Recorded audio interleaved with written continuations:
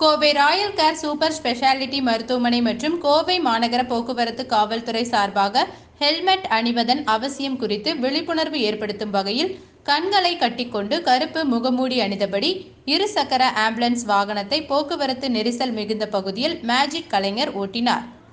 Kovai royal care super speciality மருத்துவமனையின் தலைவர் மருத்துவர் மாதேஸ்வரன் ஆலோசனையின் பேரில் ராயல் கேர் மருத்துவமனை சார்பாக கோவையில் தொடர்ந்து சாலை பாதுகாப்பு தொடர்பான நிகழ்ச்சிகள் நடைபெற்று வருகின்றன.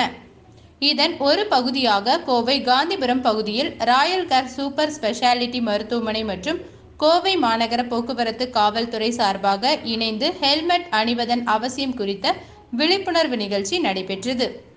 காவல்துறை சார்பாக போக்குவரத்து விழிப்புணர்வு நிகழ்ச்சி வருடம் முழுவதும் நடந்து கொண்டிருக்கின்றது.